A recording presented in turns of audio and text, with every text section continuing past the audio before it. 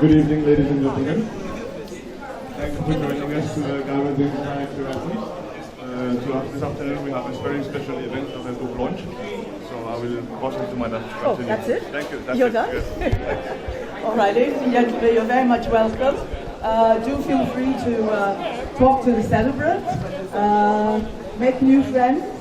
After you've had some drinks and some snacks, we will go in to the hall to start the business of the day. We'll be going in by 6 o'clock, but I will remind you, if your watch is not working, your clock is not working, I just pinch it. Okay? 6 o'clock we'll go in, but I'll remind you. Drummers, please go and carry on.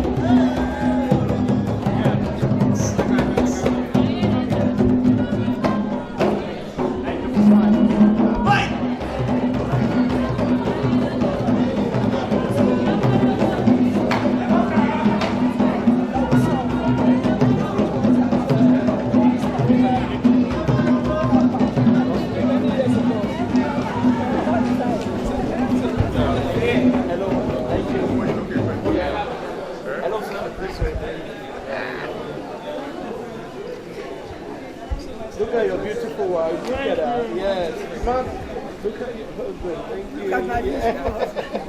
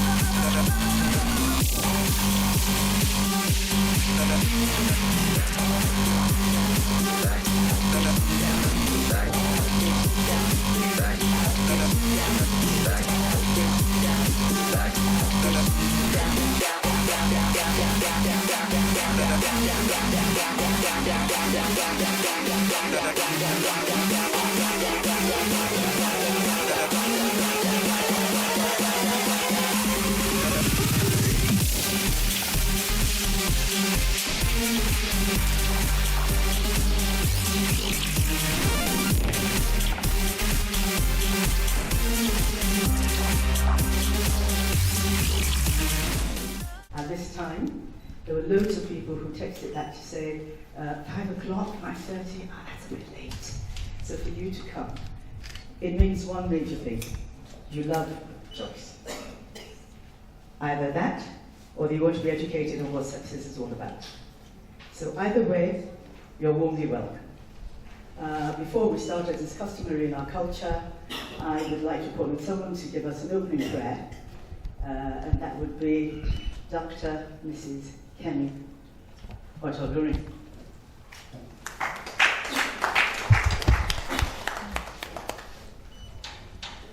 Thank you, ma'am.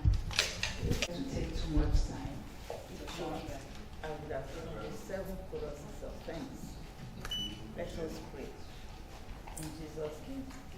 Can men remove their hats, if you don't mind? What shall we render to the Lord on a day like this? But praises and thanksgiving.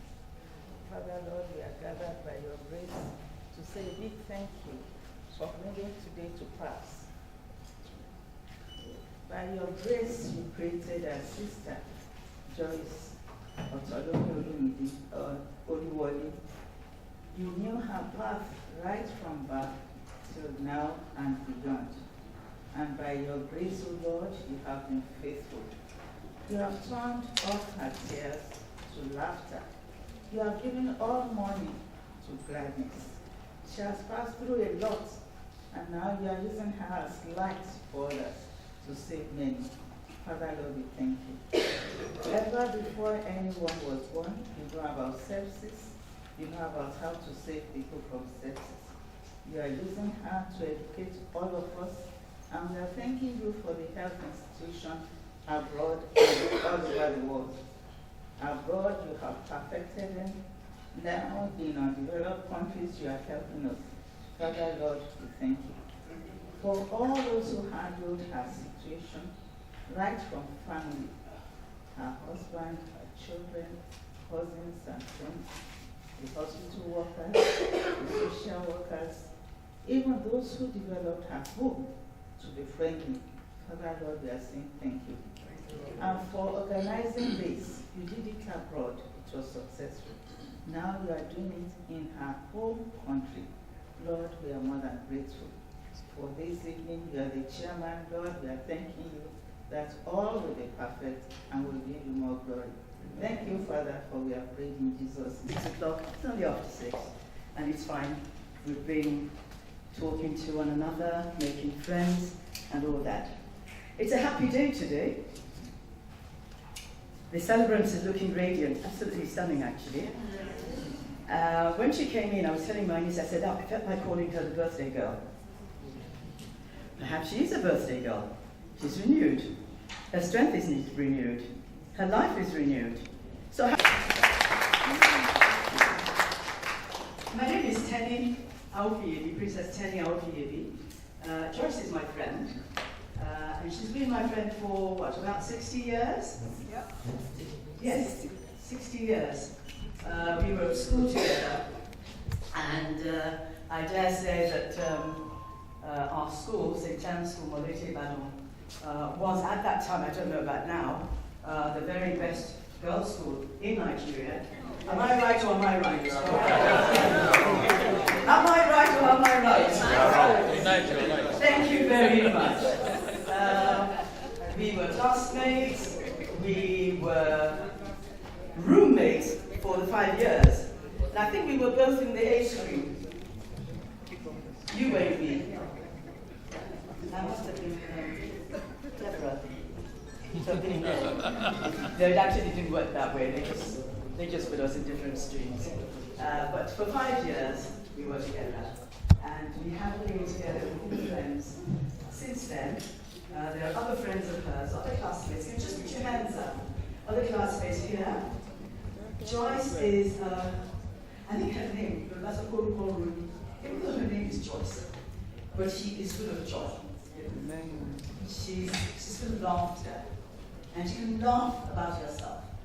I mean, she was telling me the other day when I came to see her here, to play with her.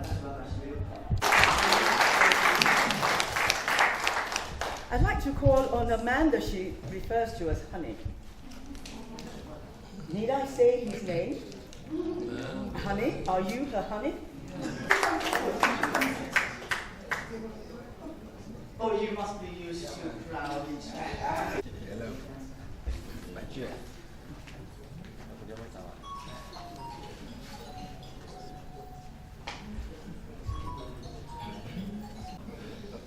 All right. Miss Ashola, her husband of 24 years. Can you hear me in the back? Yeah. Okay. A husband of 24 years is a veteran journalist. He started his journalism career at the defunct Daily Express in 1961, and thereafter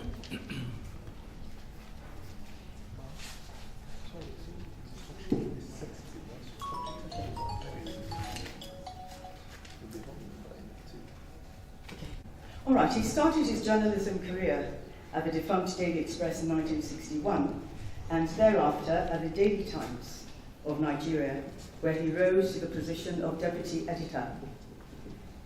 He is a former London correspondent of the Daily Times.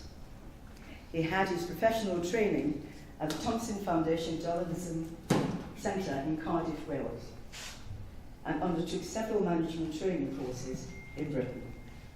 After his journalism career, he went into public relations practice.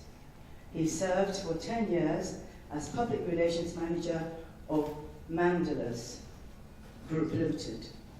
Thereafter, he set up a marketing communications agency, Interpublic Nigeria Limited, from which he has since retired. He was an active member of the Chamber of Commerce movement, where he served at various times as Vice President of the Nigeria British Chamber of Commerce, as well as the Lagos Chamber of Commerce, before he relocated to the United Kingdom. Let's give him a round of applause, please. And I'm going to say that the round of applause is not loud at all. If we could...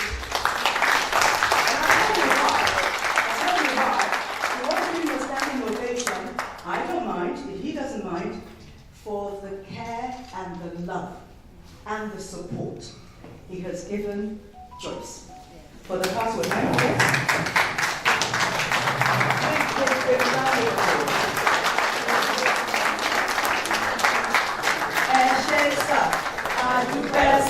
Thank you very much. Yes, so why not go to another book launch? Was it last year or was it this year? Young girl. Last year, they went for a day and returned, like a day return journey, because of the love that they have for Joyce. So a big round of applause. Professor Otolorin is a gynecologist and obstetrician. So he's not a sepsis doctor, but he is a doctor who has written over 80 papers on various aspects of medicine. He studied here at the University of Ibadan. Up school.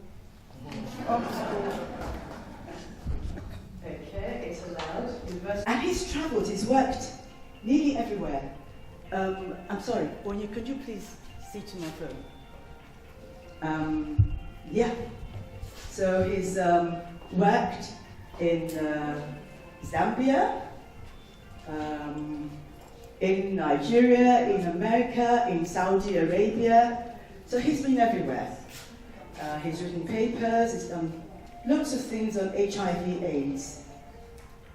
So Professor Otolorin will be talking to us sometime before the end of today about sepsis, because he's more than qualified to do so from a clinical aspect of the disease. No, it's not a disease, of the medical condition.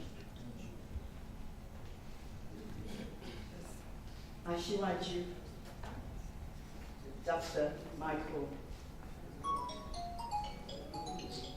I'm so sorry, I just need to take this.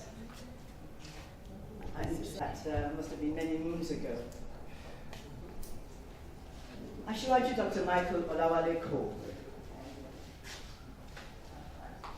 served in Lagos State Government of Nigeria as Honorable Commissioner for Finance and Economic Development, and later as Honorable Commissioner for Works and Transport over 30 years ago. He's a business mogul and founder chairman of Collinson Group, with business interests spanning insurance, management consulting, oil and gas, procurement, training and development, and real estate. The oldest in the group, Collinson Brokers Nigeria Limited, was established in 1983 and is a major player in the Nigerian insurance industry with proven track records of professionalism and excellence for more than 40 years. Michael is the only Nigerian to have served as the president and chairman of council of all the following organizations: Lagos Chamber of Commerce and Industry, Nigerian Institute of Management, Chartered, Nigerian British Charter, Chamber of Commerce, Nigerian Council of Registered Insurance Brokers, and President Worldwide University of Lagos Alumni Association. He was a member of the National Think Tank Committee and has contributed his own quota to the social economic development of Nigeria. He also recently served as a member of the Tripartite Committee on National Minimum Wage 2024. So, wow, in recognition of his individual invaluable contributions to the development of insurance profession, broking profession, and nation building, he was conferred with 2 national honors awards. This is very tiny, which are Member of the Order of the Federal Republic, MFR, in 2012, that's a long time ago, and Commander of the Order of the Niger, CON, in 2014, by the then President, Commander-in-Chief of the Armed Forces, Federal Republic of Nigeria, Dr. Goodluck Ebele Jonathan. Dr. Michael is a Rotarian of national and international repute, whose philanthropic activities are legendary. He's a Paul Harris Fellow, a major donor in Rotary International, and also benefactor of the Rotary Foundation. He's the first past district governor of Rotary International in West Africa to become a member of the Archdeacon, is it Arch? Arch who? Arch Club Society.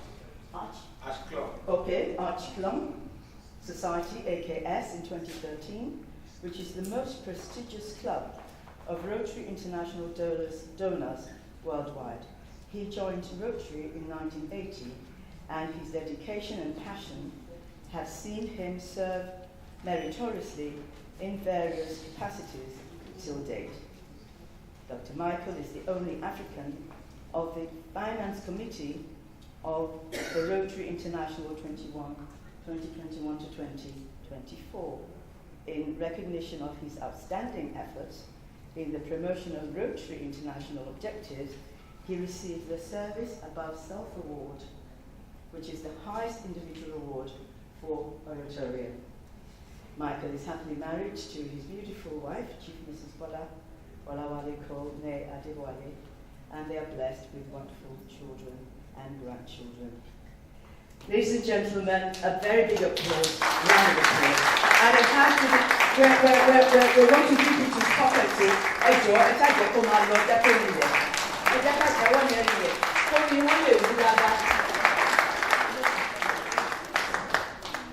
Thank you very, very much. Right.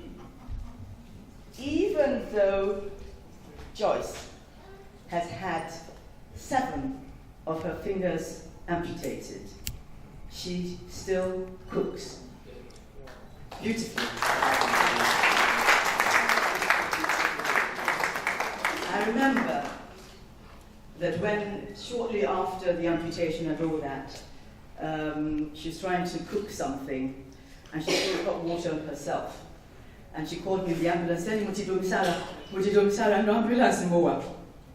The first time she tried to cook a wedu, with the way that she was holding the spatula, she was doing the video and showing me that she could make a wedu.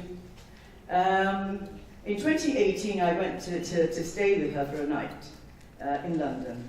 I slept with her, and she cooked everything. She had cooked all sorts of things that she bumped in the freezer for her husband and their daughter, and we made akara.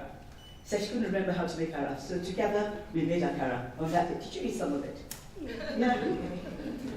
So Joyce is a woman of many parts. Joyful, joyous, brave.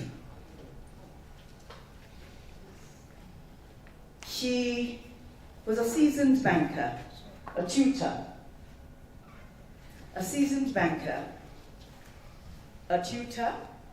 entrepreneur, now author, coach, and now a passionate, inspirational speaker. You'll hear her speak.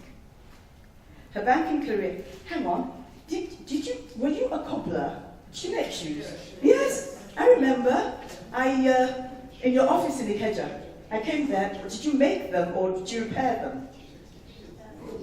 She did both. So she'd started that before she left here. And she was doing that with her banking. Yeah, that just came to me that you... And she had a shop as well. I didn't know the shop. So her banking career spans 25 years, working in various banks and financial institutions, both in Lagos and in London. She later retrained and became a tutor in health and social care, teaching nurses and cares of the elderly. This remarkable woman retrained again as a real estate agent and set up a very successful property business, which she managed until 1st of April 2015, when tragedy struck and she fell seriously ill with sepsis of the blood. The medical team caring for her told her husband that she only had 24 hours to live. Both her legs were amputated, plus 7 of her fingers, whilst you were in coma. Yes, so she woke up to find that they were gone. She was on admission in hospital for 9 months, and in and out of hospital admission for the following 18 months. She was nicknamed the Miracle Woman, as indeed she is. Today her brand name is Joyce Survivor. Joyce was undeterred by her situation, and in February 2018, she joined the UK Sepsis Trust as a volunteer, spreading information on sepsis awareness. Spreading information on sepsis awareness everywhere and any place where people cared to listen to her. This included speaking at various councils, schools, and churches. Joyce was invited by the St. George's Hospital, nearly everyone knows St. George's Hospital, in London in November 2019, to speak to a group of 100 medical students, including medical researchers and clinicians, giving a patient's perspective regarding sepsis. The Community Health Newham Directorate, East London, NHS Foundation Trust, invited her to speak on sepsis awareness in May 2018. Colourful Radio London interviewed Joyce for 1 hour in December 2019 about her illness and her book entitled My Miraculous Survival After Sepsis. Joyce was invited to King's Court Chapel and the International Church of Christ, both in Atlanta, USA, in February and March 2020, as an inspirational speaker. Joyce is an encourager by nature and a passionate, inspirational speaker with a relentless, positive approach to life. She reaches out to people everywhere and inspires them with an infectious smile. Her strength is phenomenal in spite of her limb amputations. She has written a book which became a bestseller, and the book we're going to be launching today, so you've heard that, is actually a bestseller, and it was a bestseller within a week of publication on Amazon, and it still attracts 5-star ratings. This incredible woman has a vision to help 13.9 million disabled people. Why not round it up to 14? 13.9 million disabled people to discover their inner strength, live beyond their limitations, and believe in themselves. Ladies and gentlemen, the lady whose cause we're here to celebrate, whose life we're here to celebrate, whose book we're here to launch, my beautiful friend, Joyce Otolorin Oluwole.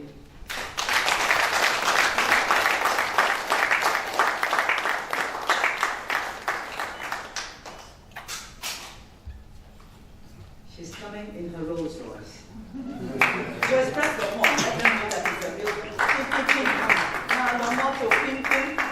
There we go.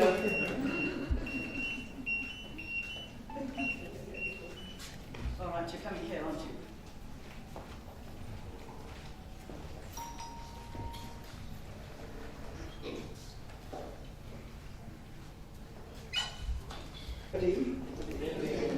Very happy to see all of you. I wonder, have you ever been told that you have 24 hours only to live? That is what the doctors said about me on several occasions, because I refused to go. And I remember John chapter 11 verse 4, which says, this sickness is not unto death, but unto the glory of the Lord.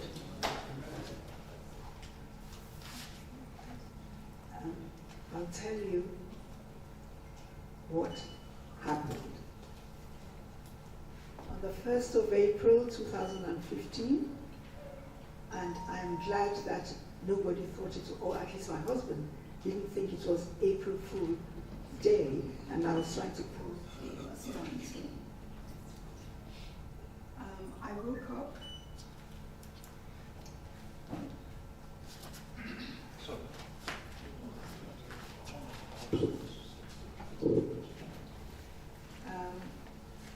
I woke up on the 1st of April 2015 feeling out of sorts. I wasn't ill, but I felt that something was about to happen. So I told my husband, and we agreed that I should go to our surgeon. I chose to drive the car, so he sat beside me. When we got to the surgery, I told them that I needed to see the doctor. And I remember the receptionist said to me, how long have you been registered here? How long have you been coming here? And I said 25 years. And said, really? So you should know that you can't just walk in and say, want to see the doctor. You need an appointment. And I said, how much notice do I need to give? And she said 3 days. And I said, I spoke in the American parlance, I ain't got 3 days. So she looked at me, what's the matter? I said, I know something is wrong, I don't know what it is. So she said, you had better go to accident and emergency. So got into the car, I still insisted on driving. We got to St. George's Hospital, and I asked my husband to please park the car, and I dashed into the A&E. And when I got there was a queue. I was number 4 in the queue. And suddenly, I began to sway from left to right, and I keeled over and fell on the floor. So I remember 2 nurses came with a wheelchair, and they helped me to the wheelchair. As soon as I sat down, I felt better, and and they started wheeling me away from the queue. And I said, oh, please let me go back to the queue. I'm okay now. Because I was looking at the people in front of me. God knows how long they've been waiting. And she said, no, you have to go straight into the hospital now. So they took me to a cubicle and took my blood for a test. The results came out very quickly, and the phlebotomist said my CRP, which is my inflammatory factors, was 100%, which meant there was an infection somewhere in the blood, but that they didn't know what it was. And the next thing, they brought a hospital bed and they wheeled me upstairs into a ward. And I got in there, and suddenly I felt quite relieved, because I felt that at least before the end of the day, they'll tell me what's wrong, and I'll go back to my home, not realizing that I will be there for another 9 months. So while I was there, I thought I'd phoned a very good friend of mine. She was also my senior.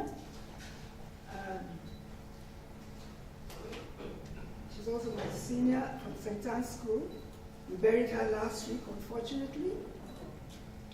And I said to her, I want a Nigerian delicacy. And she said, what's that? I said, I wanted eba and apon with orishirishi, eseron, and all sorts of things in it. And this friend of mine, even in her own ill health, she went to Brixton market and she bought all this stuff. She prepared the food. She couldn't bring it herself, but she sent it through someone. And I sat there and I ate it, and I enjoyed it very much. And I remember telling my husband I enjoyed it very much. However, within 10 minutes of eating this meal, I went into a coma. I had multiple organ failure. I had septic shock. My toes had begun to rot like vegetables. And it gradually, well, at least it started with that. And my husband was worried. He quickly went to, before I went into coma actually, he told the doctors that, oh, my toes were rotting. And they said, don't worry, we'll just amputate the toes. And they went back. Meanwhile, they were still trying to find out what had brought me into that hospital. They didn't know that I had sepsis. And anyway, the sores began to erupt right into my torso. I don't remember any of this. My husband told me what happened. Of course, I'd gone into a coma. My renal system had failed, my lungs, everything had failed. I was taken into intensive care. I was in intensive care for 4 months. I don't remember anything that happened in intensive care, except my coma. And I have a whole chapter about my coma, which I remember very vividly, and it's in my book. So that was what happened. I was in a coma for 7 weeks. I'll now tell you about my struggle with the pain. I don't know what they did when I was in intensive care, which helped me to forget everything, because I don't remember feeling any pain or anything. I don't remember anything except my coma. But when they felt I was well enough to be moved out of intensive care, I was moved into a private ward. Then the pain started. It was excruciating. By that time, they hadn't done the fingers, it was just the legs. And I remember that I was also always asking the nurse for something. They were giving me morphine several times a day, but there was a limit to how much I could have. So once the painkiller wore off, it started all over again. I remember that I did not have a wink of sleep for 2 months, and I actually thought it was part of this illness. Until one day, a doctor from another hospital, Queen Mary's Roehampton, came to see me to see what they were going to do regarding prosthesis if I needed it. And I said to her, I've not slept for 2 months, at least I knew I have not slept. And she said, why didn't you tell the nurses? I said, well, isn't that part of the illness? She said, no. Anyway, that was sorted, and they started giving me medication for insomnia, and I was sleeping very well. Now, back to the pain. Because I'd been lying down for 4 months, my muscles had wasted. So the physios would have to come and take me to the gym. And they had to put me in a sling. That was very, very painful. First 2 occasions. So the nurses decided that they'll give me morphine 30 minutes before the physios came. So because they had to lift me out of my bed, and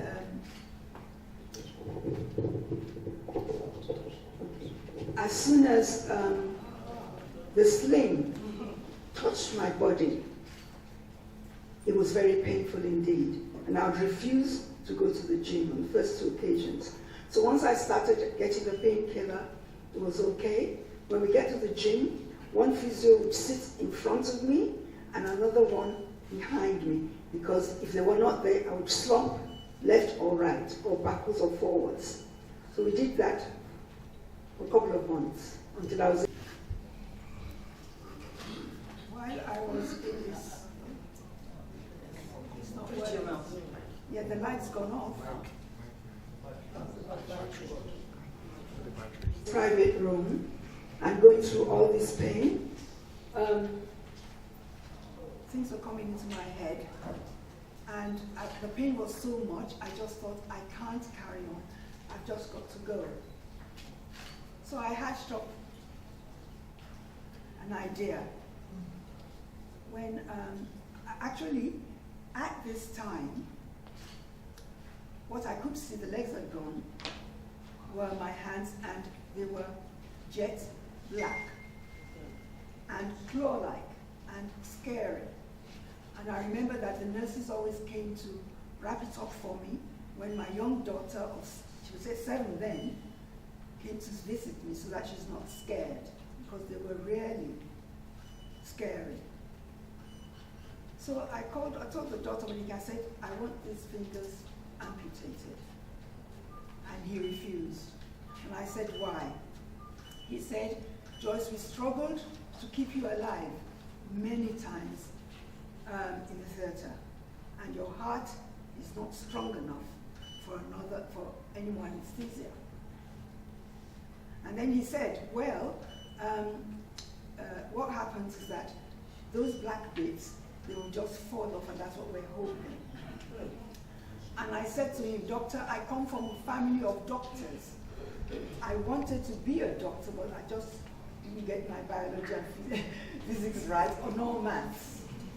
He smiled, and I said, from what I think as a layman, if you don't take these fingers off, they are going to rot all the way down, and I won't have any digits left. And he agreed with me. So I said, we've got to do this, and he said, I'll let you know. It took him 3 months, and the 3 months was because of my heart.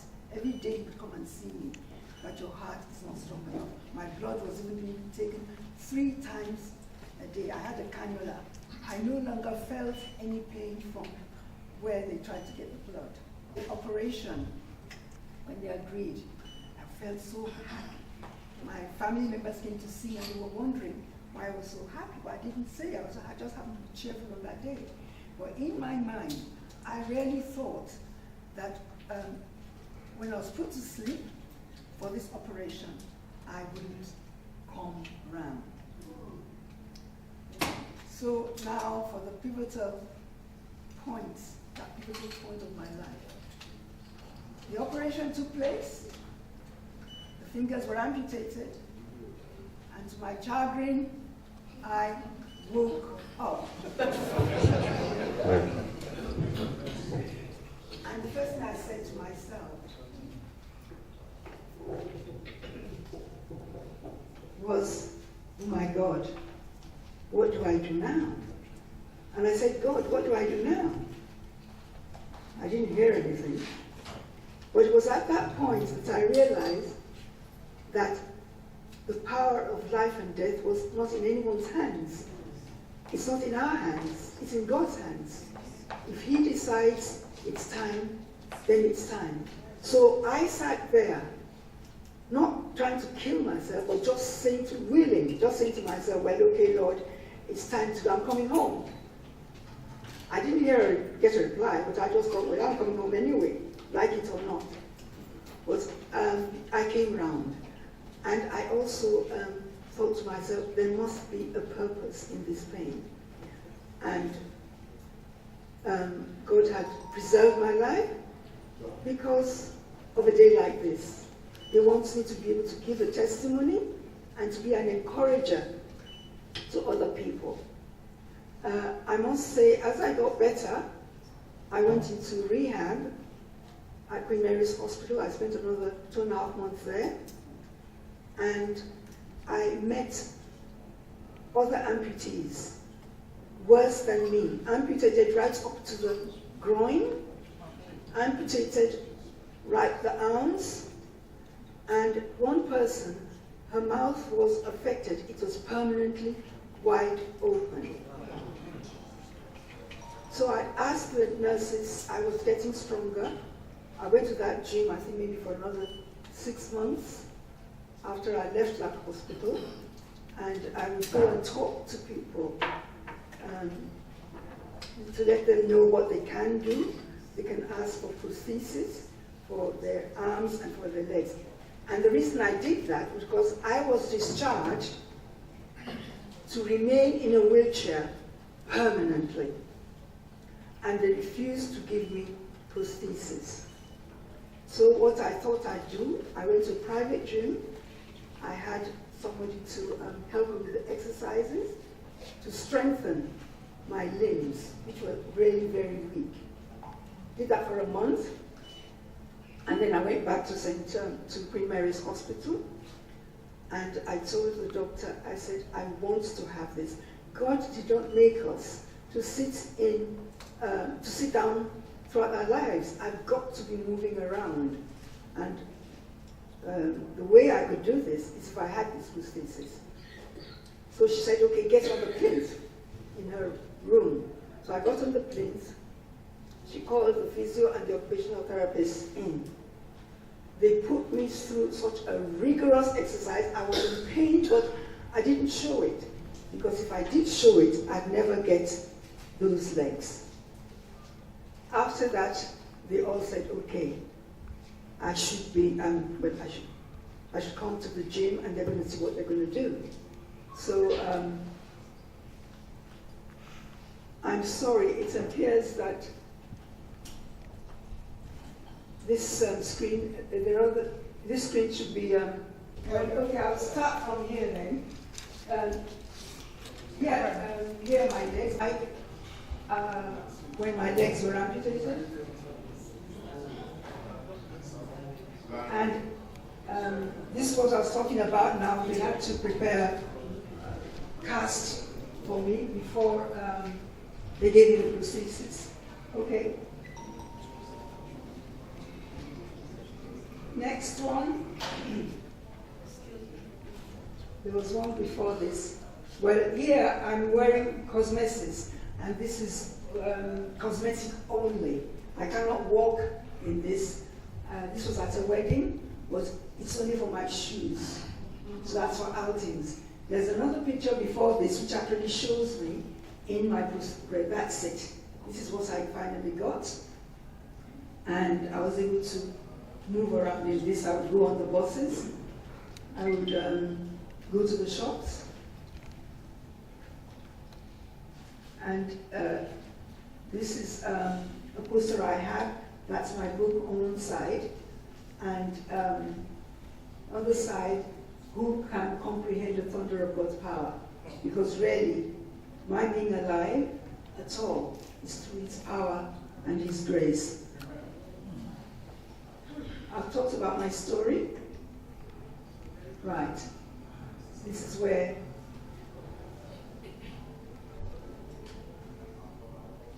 this is what we need to do now. I've got that, what you're seeing on the screen. I've got it here to read. Usually, I would speak from my head and I would forget a lot of things, so I decided to have this particular thing printed. What is sepsis, you might ask? Sepsis is a life-threatening condition that arises when the body's response to an infection causes injury to its own tissues and organs.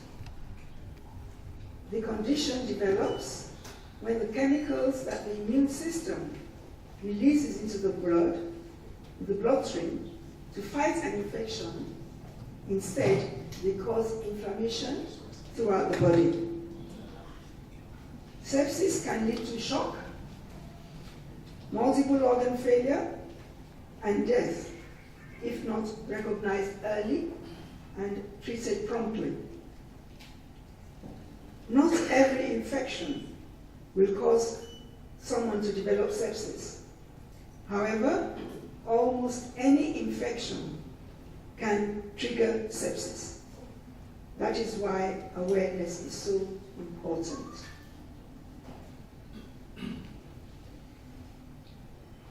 COVID-19 and sepsis. They are brother and sister. Sepsis can develop as a consequence of COVID-19, and the link between them is clear. COVID-19 is characterized by the immune and coagulation systems overreacting to infection. This is sepsis. This link is important not only to help describe and understand the condition, but also to help understand what people may experience following COVID, often known as long COVID. That is a long-term one, many months, even perhaps even years. After they've had COVID, they still have all kinds of symptoms, all sorts of problems with their health. Oh, this is what sepsis looks like on the arm, jet black. And I had that. So I got this, I googled this actually. This is somebody's arm. The next one, these are the feet of this person, also jet black. Of course, when one gets better, somehow all this blackness disappears, because I don't have it now, but that is what I had. Now let's look at symptoms in adults, symptoms of sepsis. 1, slurred speech and confusion, extreme shivering or muscle pain, passing no urine in a day. These are the things we need to look out for and see the doctor if any of these things happen to you. Severe breathlessness. It feels like you are going to die. Skin is mottled or discolored. When I first saw these symptoms put up in the A&E, because I had to go to A&E to have my wound dressed, and I turned to the receptionist and said, but I didn't have any of these symptoms. So where is mine? And she said, perhaps we shall put it in under, it feels like you are going to die. Next is common causes of sepsis. These include infections of lungs, such as pneumonia, kidney, bladder, and other parts of the urinary system, your digestive system, the bloodstream, catheter sites, wounds, or burns. And I would just like to add at this point that at the time I fell ill. Flu, which is a fever, high fever and temperature, was a culprit. People who ended up having sepsis had flu. They'd been treated. They had a 5-day treatment. They didn't get better, so they went back to see the doctor. And this is where the phrase, "Could it be sepsis?" The doctor will say, "Okay, let's take your blood and check for that." So we have all over the hospitals and in GP surgeries the sign about sepsis, symptoms, and specifically you asking, the patient must ask the doctor that could it be sepsis, because he would have tried everything. If he didn't find it, because sepsis is very difficult to find in some people. Like I was in coma for 7 weeks. It is not until the 3rd week of my coma that they found meningococcal bacteria. I think that's the bacteria for meningitis. That is when they knew that I had sepsis.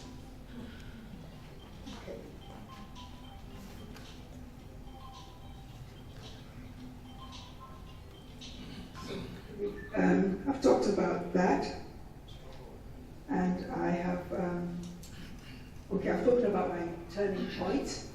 I've done the struggle with pain. I've done the harm.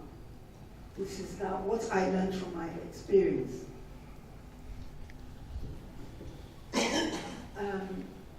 I had to start thinking straight. I accepted what had happened and believed that the Lord had a purpose for me. And I remember asking him in prayer that, so what would you have me do, Lord? You know the kind of work I was doing. I asked myself, where are my legs? It doesn't even occur to me. What I did always up to this moment is to strive to be what I was before, which is why, as Princess Tenny said, I was cooking, I was doing everything I was doing before. I broke all the plates because I couldn't hold them. I spilled my husband's food on the floor, and he would say, he'd do it himself. I said, well, I'm supposed to serve you. So I kept trying, and now I don't break plates anymore. I can carry the trays. So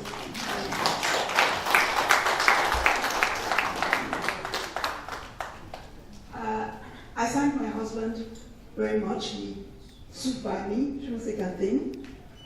And I would also like to say that when I prayed, it didn't happen, but it's good to have loved ones around you, good friends and family.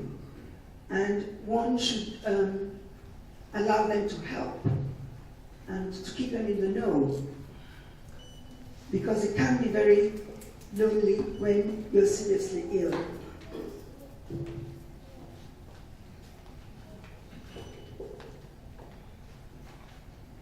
What I discovered, let's go away from there. What I discovered on my journey, I think I said a bit of it. I did strive to do things like cleaning, cooking, our cleaning, plus dusting and cleaning the sink and so on. And I realized I couldn't use the vacuum cleaner. So there I was, I got into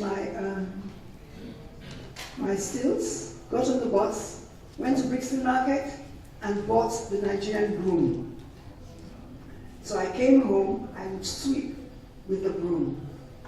I couldn't pack it. The dirt, sometimes my husband would help me, or the children. And also, I think I got ahead of myself. I remember telling Princess that while I was cooking in the kitchen, I went to the lounge, I just sat there in my chair, and suddenly I smelled something burning, and I jumped up. I wanted to get out of the chair. I almost fell. I realized, oh, I don't have any legs. On another occasion, because rarely the brain, well, my brain hasn't accepted that the limbs are not there. And that is why up to now I have phantom pains. I know where the pains are in my toe, my big toe, my little toe, under my feet, in my calf, my heel. I know exactly where it is, and it's very, very painful. I understand that some people get over this within a year. It's now 9 years, and I'm still struggling with that, but I'm okay. I'm strong. I don't mind. I'm carrying on with that. Well, before this, there's one more thing I want to say. My son was 25 years old at the time I was discharged, and one day I sat in my chair and I remembered my black shoes, which were under the bed on the left-hand side, which was 9 years before. So I said to my son, I said, oh, can you get my black shoes under the bed on the left-hand side, my court shoes? And my son went up. By the time he got to the middle of the staircase, he said, Mom, what shoes? Then I remembered that there were no legs. And I laughed. My son was very, very upset. I said, but I have a right to ask for my shoes. I don't have any legs. I mean, I might want to have a look at them. But really at that point, I did not realize that the legs were there. All I wanted was to wear my black shoes, which had been under the bed. So, we're not here yet. Are we? Oh yes, we are. Oh, yes, we are. There were 7 things that kept my spirits up. Of course, the first one was prayer. Thanking God for sparing my life, for healing me. I don't know how long I've got. I've got to be doing something. So I wrote down a long list of goals of what I'd like to achieve. And I also listened to motivational and inspirational talks and videos from other people who are also disabled in one way or the other. I reminded myself of biblical affirmations which I had learned 50 years before, like I can do all things through Christ that strengthens me. By prayer and supplication with thanksgiving, make your requests known to God. And as I repeated these biblical verses, it made me stressed, and I decided to be positive, and above all, to be happy, come what may. That's what's kept me going up till now. That's my 7 things. What's the next one? Now I put the question to you, my friends and my family. What are the challenges that you are facing? Have you thanked God for what He has done for you? Have you gone out of your way to help somebody else? Are you happy? Are you unhappy? I've realized that being happy is a choice. Being unhappy is a choice. If you set out to be happy and resolve that that is what you want, that is what you're going to get. We live in an imperfect world, full of imperfections. We bear pain, bereavement, sickness, financial loss, all kinds of things, and we strive to make things better. Was one thing I always remember, I can't remember the verse, where it is, located in the Bible, where it is said that God will not tempt us beyond our ability to remain firm. But with that temptation, in my case, with that illness, with that difficulty, whatever we are facing, He will always provide a way out. There is nothing, so long as we're on this earth, there is nothing that will befall us that we shall not see the light at the end of the tunnel. It might be difficult, but it will be solved, it will be resolved.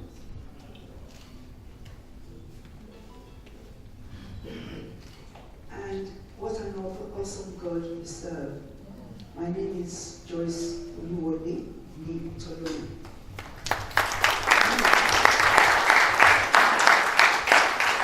And I must say, I forgot to mention this, on several occasions, the doctor says I had 24 hours to live because I wasn't responding. It's here, it's available. You can read all about it. I've just kind of talked a little bit about what's in the book. So for more information, you can get the book. I finished.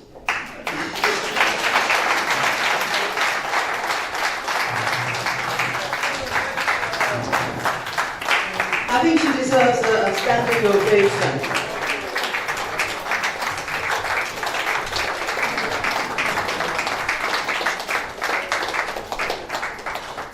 Thank you very much. Brilliant.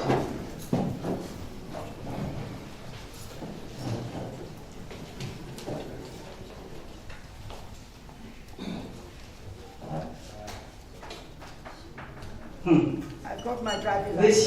This your. Here you have a driver's license.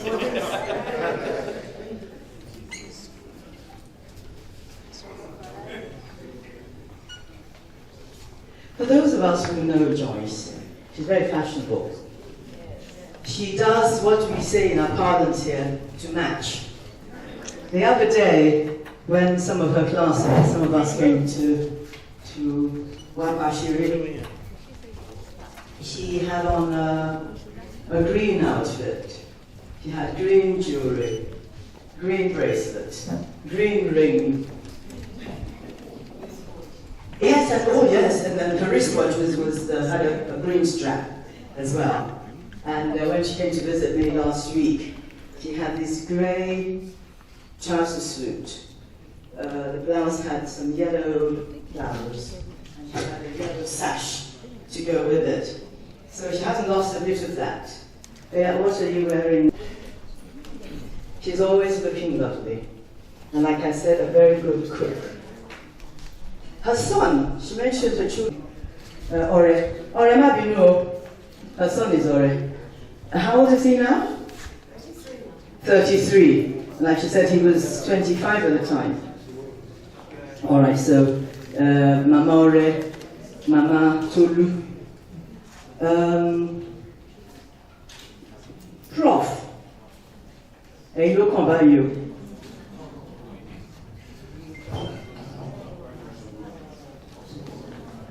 Professor. Thank you very much. I recognize the guest speaker, I should say my cousin, and thank God for your life and your courage for what you have survived. Let me save us time by just recognizing all of those who are at the high table and also all of these distinguished invitees who are here. Joyce has really provided some medical information in addition to her experience of sepsis. We live in a country or in an area of the world where infectious diseases are very common. So Nigeria, Africa, is a seat of infectious diseases. Up there, they are battling with non-communicable diseases. They are now managing heart failure, hypertension, cancer, all of those things. But here, most of our health challenges are communicable diseases. So we are not entirely new to infections. And sepsis is just a very bad infection. It starts as a mild infection, Then it becomes a moderate infection. As you mentioned, starting from a local part of the body, could be in the lungs, could be the skin, could be the kidney, could be anywhere, any organ, starting as a local infection. And then when we ignore it, or we don't recognize it, it then begins to spill the organism that is causing it, which you have mentioned is commonly bacteria, but it could be fungi, and it could be viruses. Now, when those viruses now dominate that local area and they get into the blood, then we have what we call septicemia, which means there are infective organisms inside the blood. And the purpose of the blood is to carry oxygen all over the body. So in doing its work, it carries all the infectious agents, the bacteria all over the body. And when it's not treated, or it is being caused by an organism that is resistant to antibiotics, then it attacks multiple organs. And that's why you end up with multiple organs. Because if this happened to you here, the emergency preparedness of many of our hospitals is not optimal. I come from the University Teaching Hospital. I used to have retired now. I used to work in the University Teaching Hospital in Ibadan. In my younger days, I could say and boast that we managed sepsis. Many cases. But these days, you go to the teaching hospital, you have to go and pay for this. You know, what you need is a supportive system. Microbiology. They take your sample, whether it's urine or blood, they can go and test it and determine what organism is causing this. They can determine the sensitivity of the antibiotics to the organism. So you need microbiology support. You need radiology to check whether your lungs are functional. You need chemical pathology because they're going to be checking your electrolytes and urea and everything all the time, multiple times a day. So you need that kind of supportive system during the period of illness. If you have kidney failure, they have to do dialysis. Because the dialysis takes over the function of your kidney when you have an acute renal shutdown because of sepsis. So if you have no facilities for dialysis, these products will accumulate in the body, overwhelm the body, and that may lead to the exit of the individual. So sepsis is not uncommon. It affects all age groups, including children. We try to minimize conditions that we can prevent through vaccinations. So we have vaccine preventable diseases.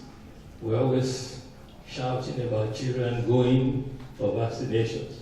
Because when you are born, you don't have that immunity to take care of infections.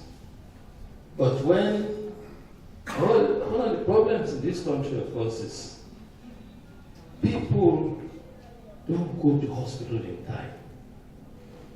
For many reasons, they wait almost to the last stage of the infection before they come. And that's what's killing many people. They start with going to the pharmacy first. All pharmacists now are doctors. They don't ask for a prescription. What is wrong with you? You have fever. Take Panadol. Panadol will lower your temperature, but doesn't even address what's wrong with you. So, then if it doesn't work after a few days, then they go to, maybe they go to church. They pray and pray and pray, or go to mosque and pray and pray and pray. And many, these days in particular, people are avoiding going to teaching hospitals because it's too expensive. Fear of how much they will have to pay keeps them away. So many of the hospitals are just receiving people who are terminally ill. And in such situations, the only response you can have is for each of those hospitals, particularly teaching hospitals, to have very strong emergency preparedness. That is, they have everything: equipment, lab, microbiology, as I said before, and radiology services, and all of those things ready to help and support your systems, even when you're in coma, until you come out of it. Now, even some of the drugs that are needed for treating infections are getting out of reach of people. Common things like augmentin that you use for small cough. Last time I was buying one for somebody, 23,000. Can you imagine that? How many people can afford this kind of medication? Not to talk of when you want to give an intravenous antibiotic or set up a drip. People are running away from hospitals because of money. And private hospitals, some of them are not affordable. And the people who can afford these excellent private hospitals that we're now seeing are the same people who can travel to London. So you set up a big hospital trying to make it look like one of the hospitals in the UK. And the clients that can pay for the services you want to provide are the same one who will get an earpiece and go to London. So it's a big challenge. So I'm glad that my cousin survived sepsis. And I must thank God for your life.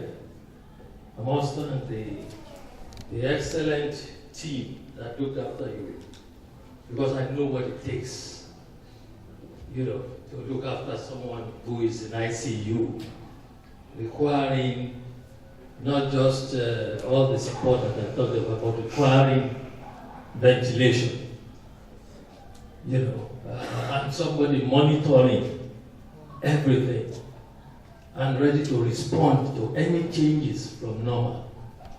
It's very intensive.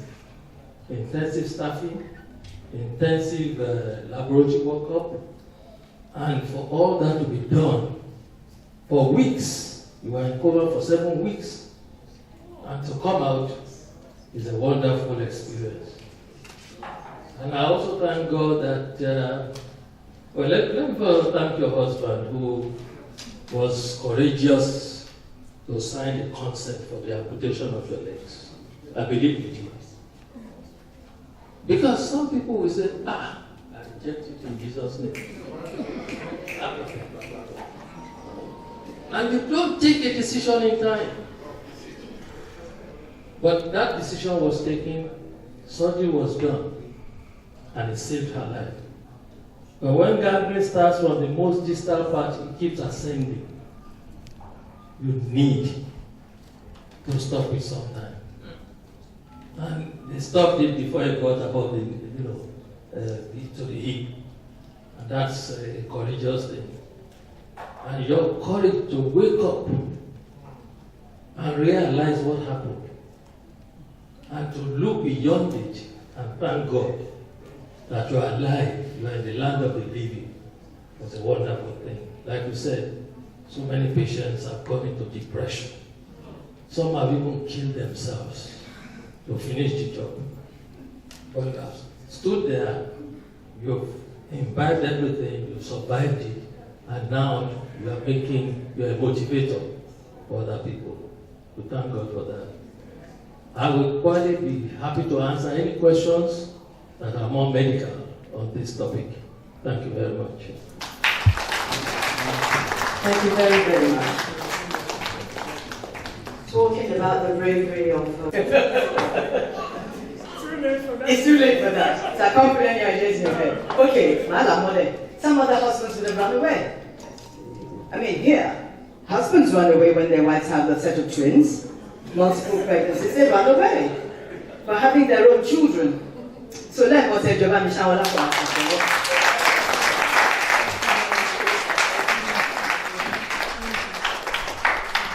Prof was talking about our hospitals.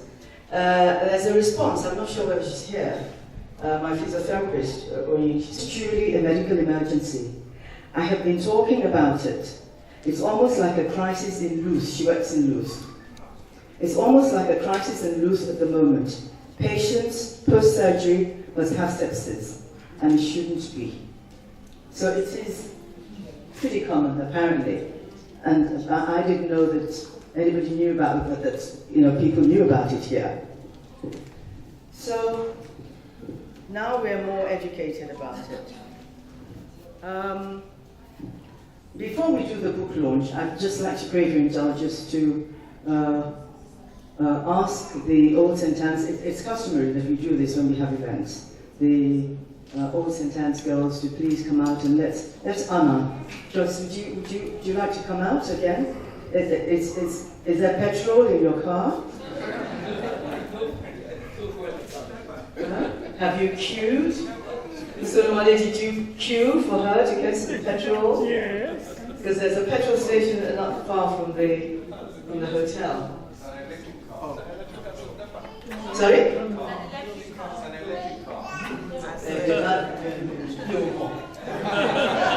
Actually, it's a Ferrari.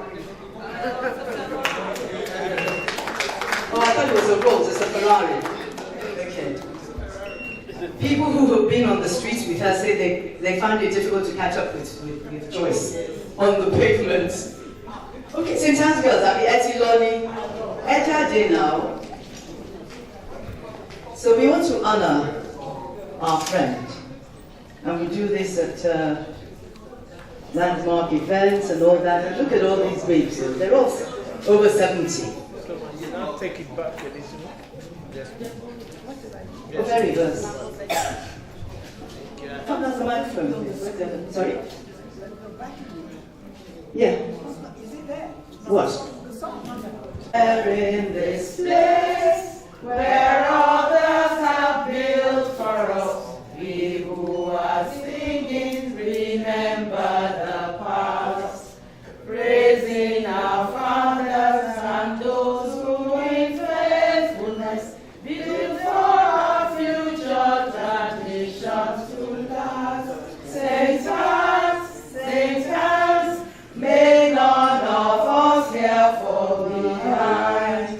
Proud of our name, may we add to his fame, by true service to God and mankind. St. Anne's, St. Anne's. Woo! And all that. Thank you for that.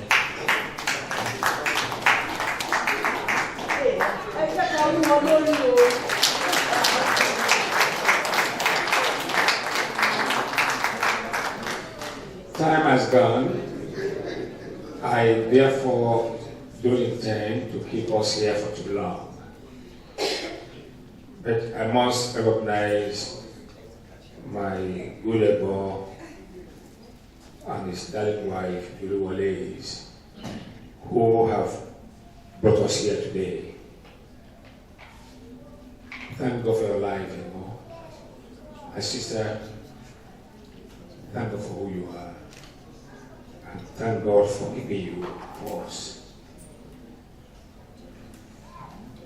We have a book here to launch today, more or less to let us know how somebody had survived,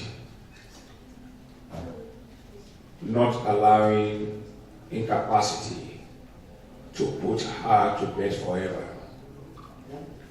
What she's done is to allow the incapacity to be a motivator to be what she should be, to inspire her to be a great person and to be a mentor, a leader, and an inspiration to other people.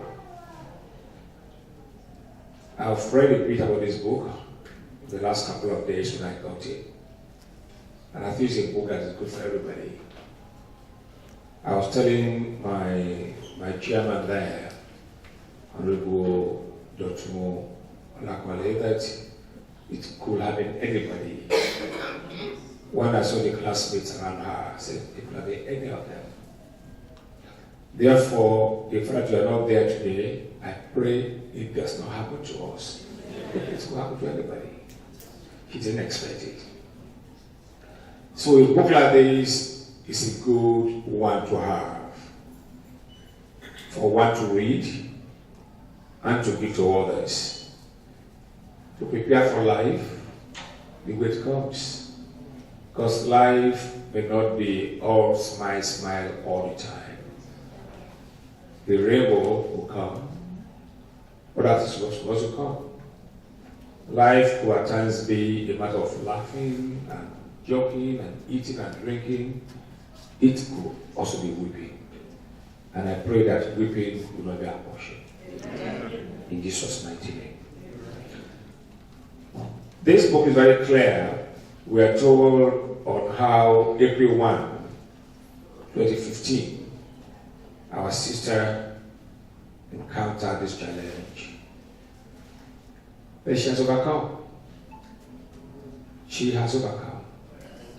If the not overcome, then I should have been dead, would have been dead by now. Or would have been somewhere, kept somewhere unknown. That not allowing this to be an incapacity, she's come up stronger. Maybe she's finding better than if nothing went wrong for her. You don't know. Because it goes around the whole world now, inspiring people. So when I got to know about her a couple of days ago through my wife, and I said, wow, today is a busy day for me. But I was very inspired by what I heard about her. I then said, as a Rotarian, and as a human being that has blood and feeling, I should have time for it like this. And that's why I'm sure many of us are here. I invited about 15 people just to at least come with me, but I'm sure I have about 8 or 9 who are here. Many kids. 2 or 3 come yesterday, they were fled Abuja today, and 2 also said it's not easy coming from the island to the mainland at this time and going back. You know, but I will take off the exercise by appealing to all of us to please, this is the book, The Miraculous Survival After Sepsis, by my sister Joyce, Oluwole. A boy there who had been the case of author over the years. This is a book you must have in your library. I have a couple of friends who are here with me. I have my good friend, Honorable Oluwole. Are you still here? Thank you. He came from Wari this morning for this program. I told him only 4 days ago, and he came from Wari. Thank you very much. I know you will perform very shortly. I also have Omoba Bimbola Shuri. I think I saw him there. These are people I called the last 3 days, and I thank God that they honored me. I have my in-law, Otumba Adebi. There you go. Then I have here Commodore Ademola Oditiju, the great general. Then I have Prince and Princess Okewo.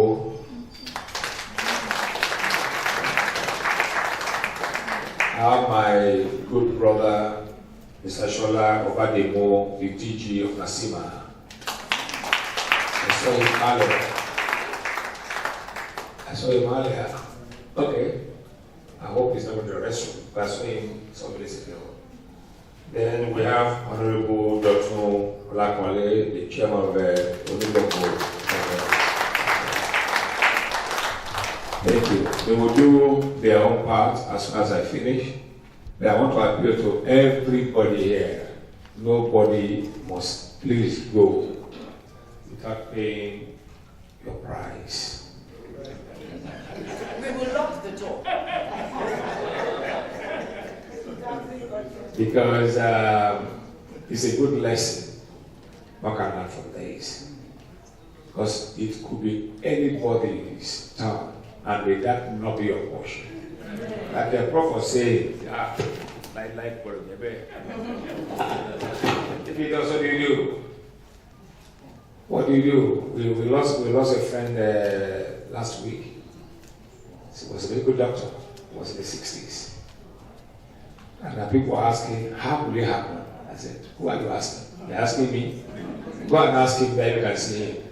So, but God will not let us spend our days in sadness. If it comes, God forbid, He give us the courage to stand by it. I will kick off.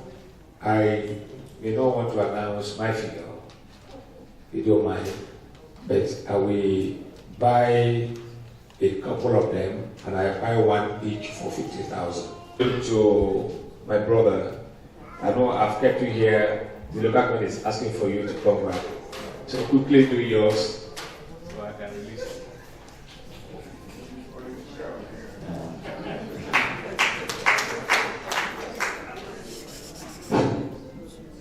Good evening, ladies and gentlemen, and the daddies and mommies here. Well, as a public figure, I have come here to honor my Edmond. No matter how busy I am, I have been inspired. And as such, I've got 7 functioning permanent health centers. I've got local government headquarters, probably 2 more offices. So I'm going to pick up 10 of the books and send them to They're sold for £12 something in the UK. I think the pound to naira is 1,500 or so. So, so the Honourable is taking 10 copies. Is somebody writing these things down? 10 copies. Are you writing them down? 10 copies for the... At 50,000. At 50,000. Whoa! Now. I thought he said 15. No. At 50. Well, it's too late to take this off now. You don't actually need this one now. That's one reason. It's a different ball game here. So, thank you, my dear bro. I wish you very, very well. I called him 3 days ago and he said, I will fly here. So,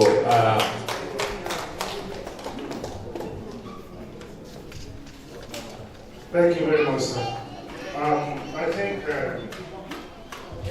we do 5 copies at the same rate as it was. Thank you very much. 5 copies. That's from Sheyi, Otolorin, Yomi. 5 copies at 50,000 each. Then, Who is that? Can you put your hand up? yeah, Honorable Yomi, Otolorin Yomi.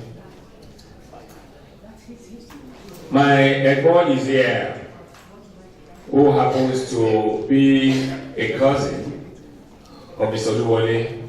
I don't know how it happened. I left him to be introduced specially.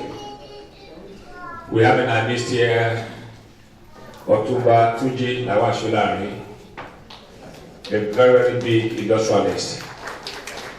So he was captured by what he saw about the book, and he said he must be here to be part of this exercise.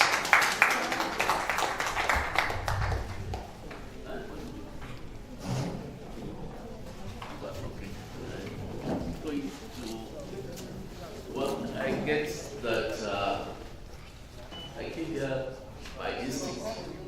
I will only say something my spirit moved me to be here. Milona Shadi invited me 3 days ago. I was so tired. I gave my word I show. But who I told I showed up. And I don't see my Ekbo for over 10 years. I lived in the UK and I didn't mean it was Oluwole. And I got when I saw him. I said, no wonder I said I had to show up here today. And Joyce, really, you're absolutely an incredible person. I listened to you, I was just, couldn't believe it. I thought I was hearing something fictional, but you are real and alive and well. We thank God for you. I'm sure God has a purpose for keeping you. And then being a fantastic speaker, absolutely great business. Thank you so much. Really appreciate it. I'm going to just quietly make a donation to actually, on behalf of my cousin, my senior cousin, to support it, and of course my dear friend who invited me. I think I will give to pick, say about this book is going to be very powerful. I'm going to school to some people, and I follow your footsteps. I will buy 10 of it for 2019. Brother,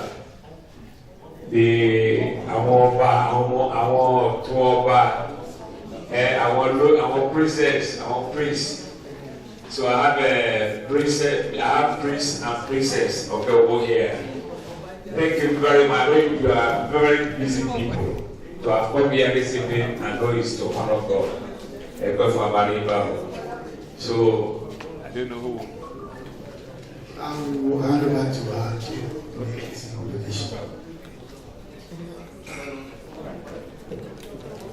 Thank you very much. I'm really, honestly, I developed goose pimples while she was telling her story. I bless God for your life.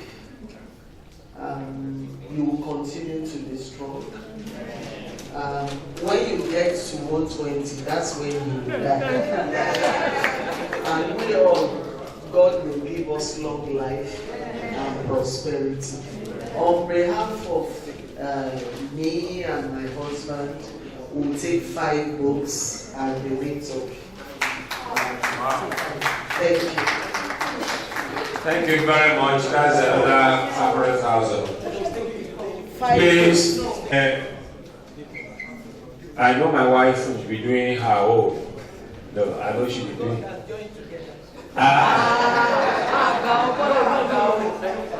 Well, don't worry, she will send her own separate from my own. I can assure her that one. Because she already told me at home that she will do her own.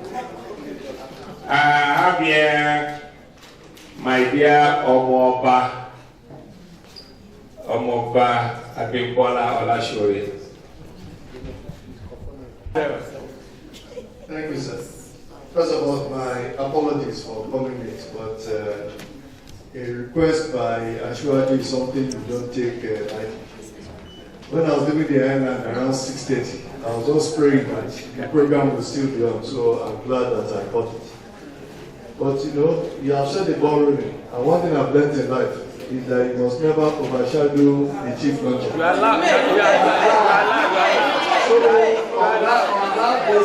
on that basis, I will take a couple of books at the rate of 45,000 naira. Thank you. How many couples? At least a couple, don't worry. Okay. So Prince Olashore, he will take a couple at 45,000 naira each. So you can be sure you'll be very handsome coming from him. I'm not keeping my big brother, the great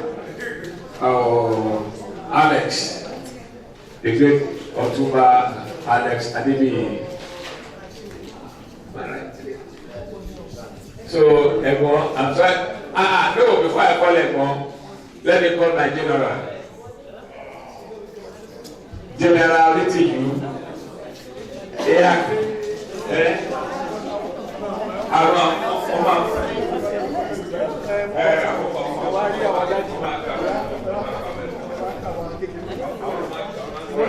My residents, you know, right from the time when I was the military, we've been told to follow good leaders. And you were my president and Lagos shapers of commerce and industry.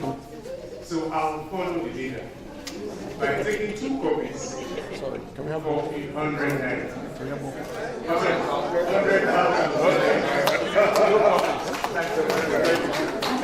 100,000.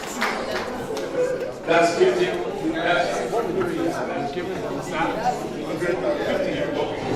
Yeah, 2 copies at 50,000 each. That's 100,000. Then,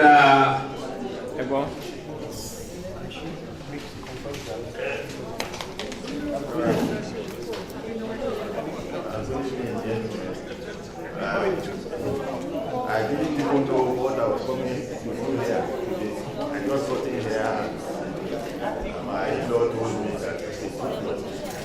So I was even asking him to explain what the whole thing is all about. It just came to me as an emergency situation and I had to take everything to wait. We have decided I will pick up the copies. I don't promise I do it immediately. So I decided I pick up 3 copies here. I will still see my in-law to see if I can pick up some more after when I consult with your children. But as of now, I'm giving 50,000. Thanks so much. That's fine.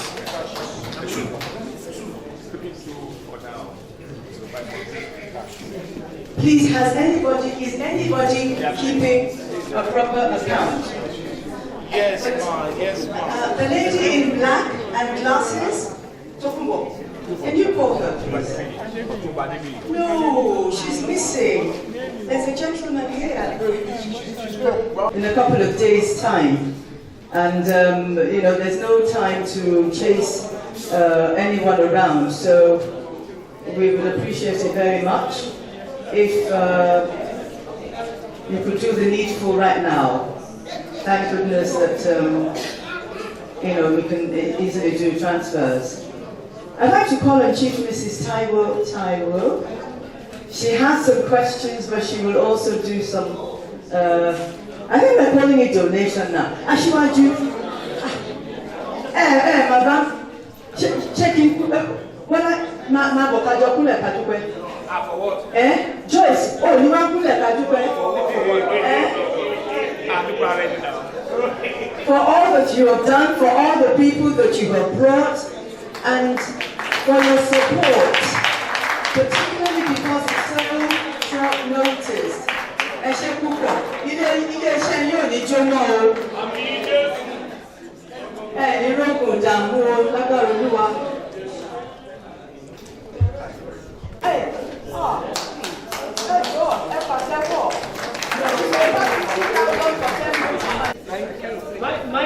My standing on is last year I got sepsis. Prof, are you listening? This time last year you had sepsis. This time last year I had sepsis.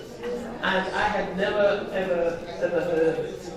And I really am curious to know. I mean, mine was bad. I had surgery, it was a pretty delicate case.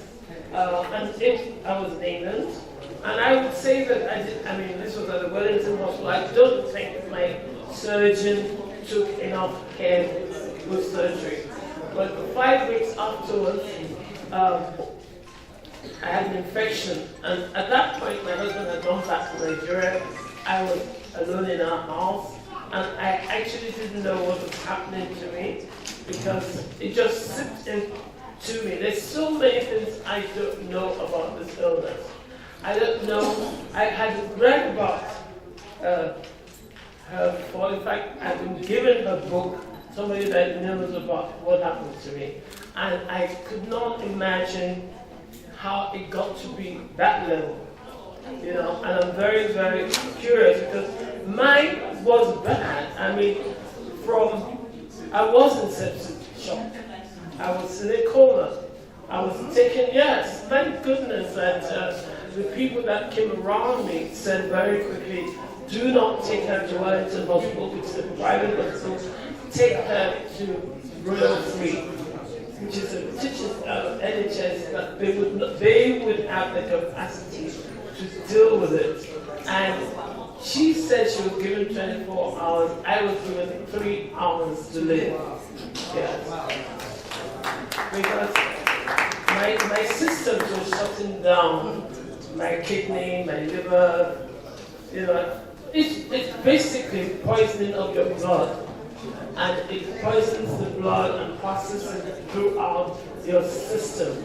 And my son was the only one allowed in the intensive care. He was so terrified. He was recording me in a coma. What was strange was that I was speaking a language, but I didn't understand in that coma. He said, I know, Mom, she's a negotiator. She's negotiating something with somebody over there. But I came, and my husband was in Nigeria. He was so terrified and was praying to everybody, pray for my wife, I don't know what. They just told me that she had a few more hours. And somehow or other, I came out of it. And when I woke up from my coma 2 days later, I was told that I had 400 different bacteria in my body. Yes. And it actually developed from that Otolorin E. coli, which has got so many variants now. And I really wanted to study more and more and more about this illness. I suspect that COVID has twisted this bacteria to a level that we don't know where and how, and they're not quite sure about, the appropriate antibiotics.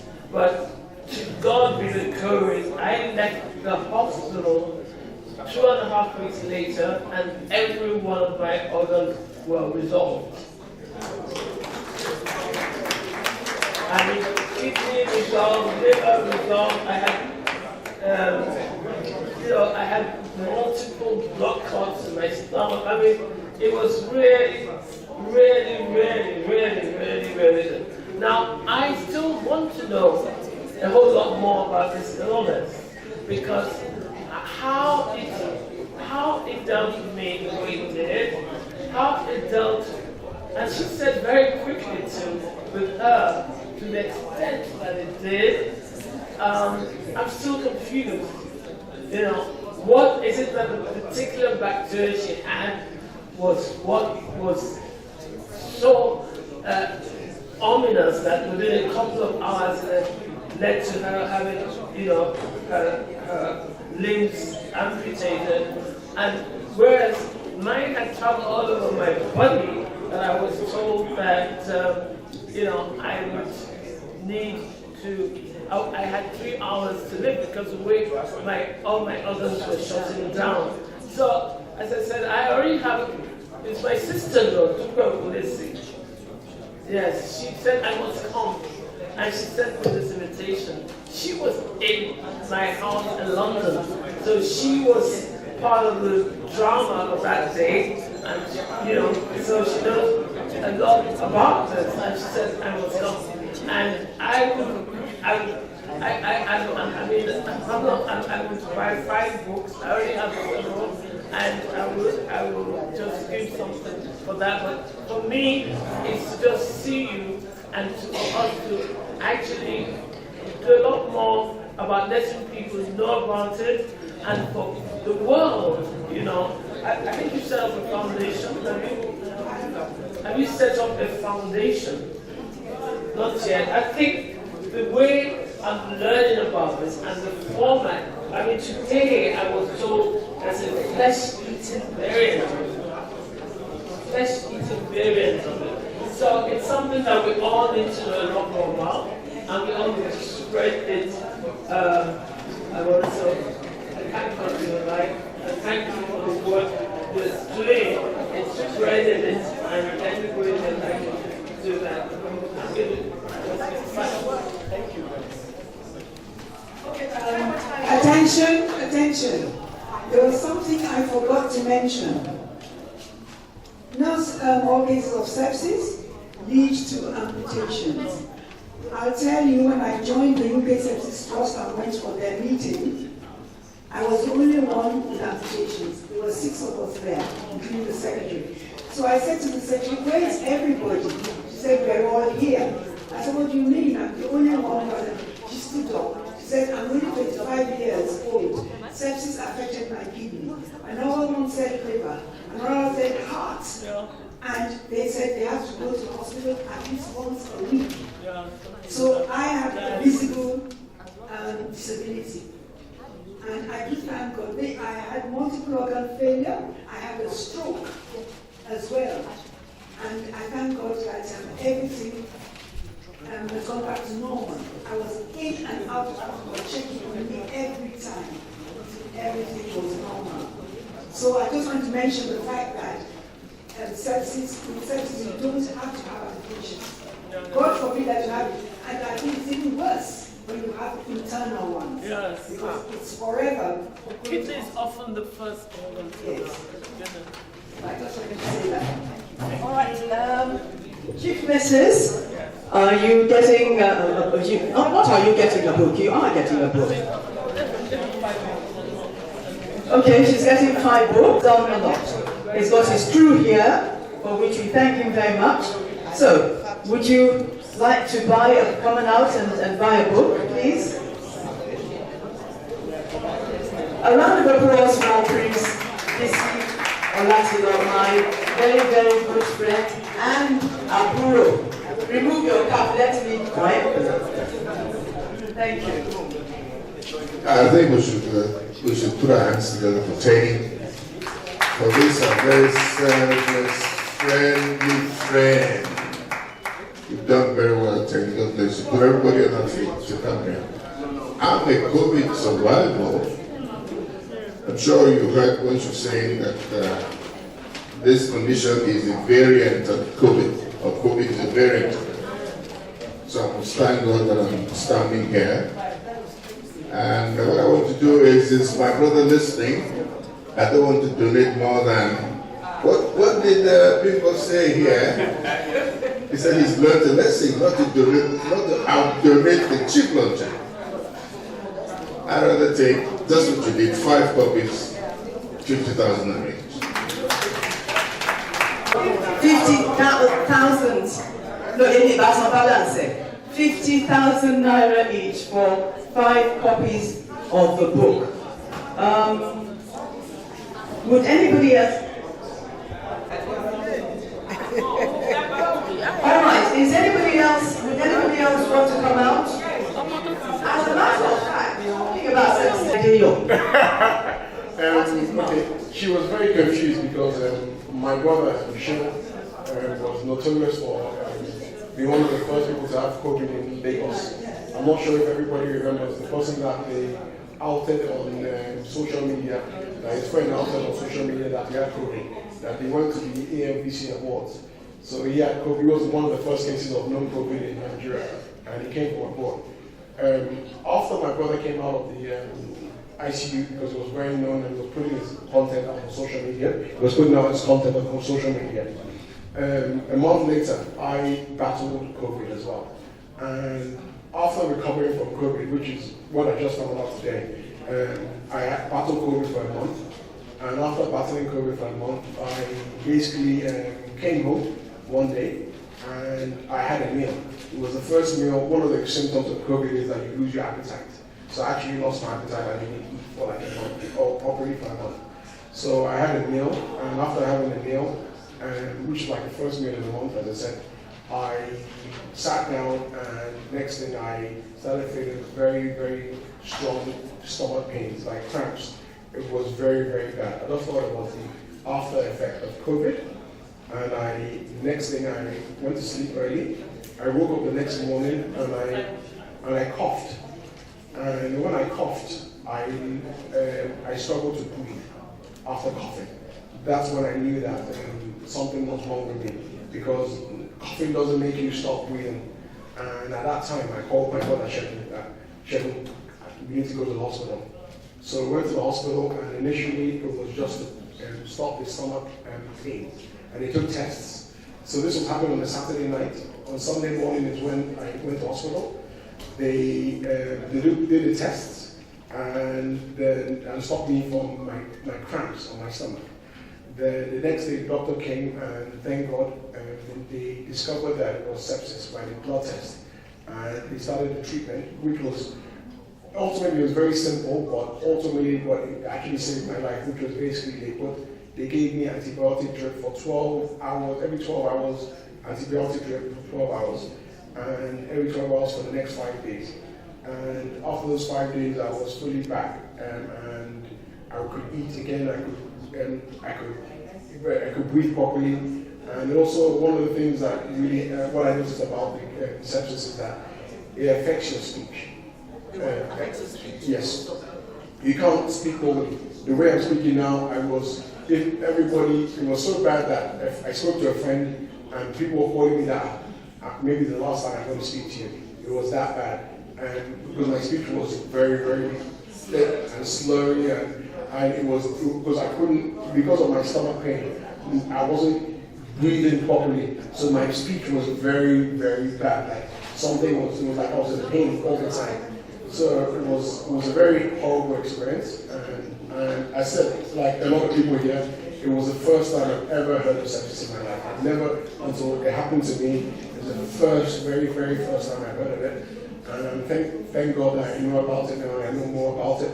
And also the fact that I'm making more people aware that, oh, this thing happened to me, it can happen to you. It's very bad. You need to get yourself tested. You need to go to the hospital.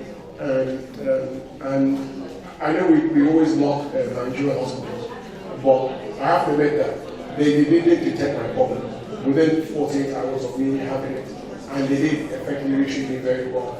And I'm back living, and this happened. It was a private hospital, but it was a small private hospital in Aja. And the only reason why I went there was I couldn't make it to the regular. The pain was so bad that I couldn't go to one of the private hospitals in VI. I was like, I can't. The pain was too excruciating. So I said, okay, let's go somewhere nearby.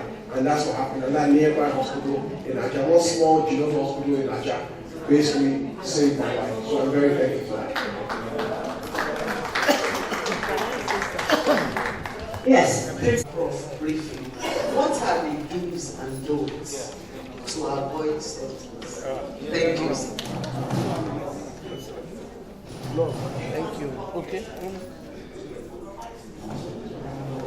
Infections. We have to prevent infections in general, because remember that sepsis is a very severe infection. So you want to prevent infections. Hand washing regularly, personal hygiene, our environment needs to be clean so that all these organisms don't get into our body. Then the second thing is, if we have infection, we should seek help so that we can treat it properly and quickly. And when we are treating it, if it's not getting better, it's progressing. You don't want it to progress to the level of sepsis. So prompt recognition, and for healthcare workers, they need to recognize it as early as possible. The people who survive sepsis without any physical disability, they are lucky, because the diagnosis was made early and prompt treatment was given using the appropriate antibiotic. And that's why when you do a blood culture to identify the organism, you also do an antibiotic sensitivity test. You test the organism against multiple antibiotics and select the one that kills it. You don't just blindly give any antibiotic. It must be an antibiotic that the bacteria is sensitive to. Okay? And then finally, if you really can't prevent it, but you have it and it gets severe, get to a place that is very well resourced, that can support your organs while you are battling the infection. And that's what made a difference in the cases that we've had in the UK. So, Oluwole,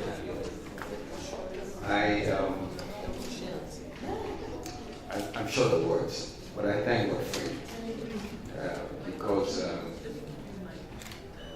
unknown to you, Mr. Oluwole is like a father-in-law to me. The daughter of his very close friend is my wife. And we've been together. Now coming here today and seeing my senior in school, and then reading the transcript, and I'm seeing you have Miss Otolorin. I went to school with 5 Otolorins. 5 of them. We all went to Ibobi College together. Sepsis. When I was a young doctor, the first case that introduced me to sepsis was a case of a young girl, age 11. And she was brought into the hospital. I clapped her, and within 24 hours, the left limb started. I noticed that, and I went to my consultant, Dr. Makoju, and I told him, we have a serious problem here. He says, go and take the blood sample and check maybe she has an infection that is affecting foot. I did the blood sample, went to the lab, only to come back the following day and the right leg was all black.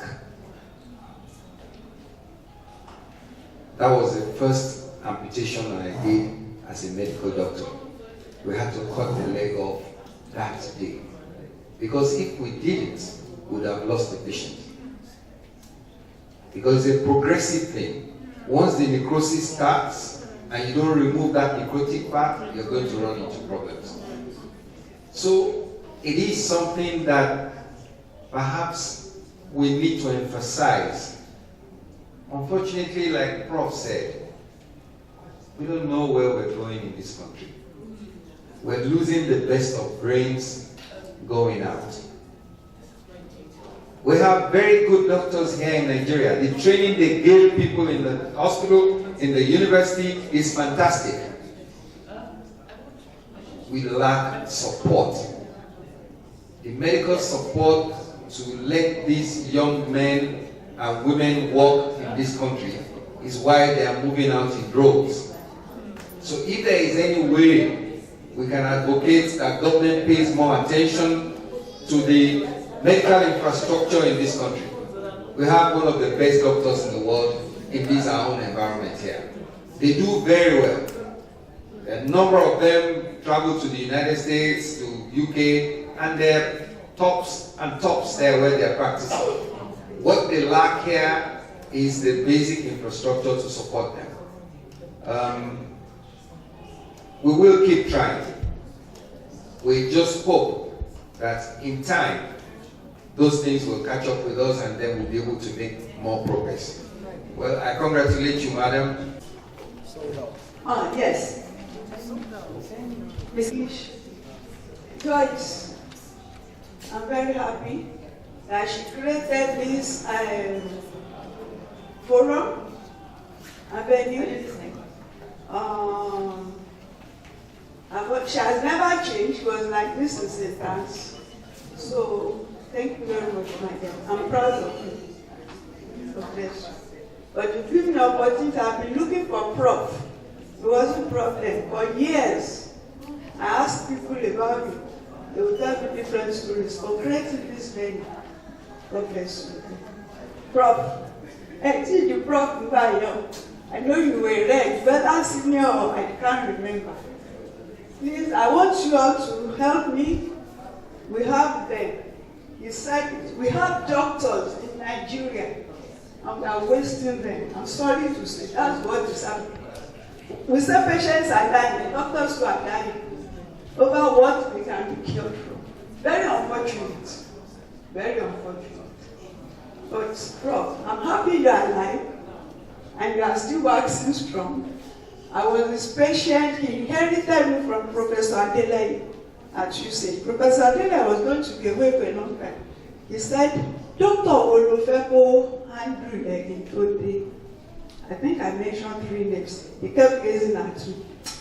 I said, Dr. Otolorin had attended to me once, and I think I'm very comfortable with him. He said, great, that I have good sense of, I can't remember what he said. And he did better than he thought. He's wonderful. I've been searching to acknowledge him. They said we should acknowledge people when they are still around. So that's why I'm taking an opportunity to do that now. He was then very young, he's still very young, dashing. He has a way of, when Dr. Otolorin then looks at you, you start getting well. You have to go back to Lagos and come back in 2 weeks' time. Dr. Otolorin said, I said you should take history. I was carrying what I was saying. Bless our doctors. God bless them all. Wanted to buy a book and couldn't get a copy. More copies are coming in 2 weeks' time.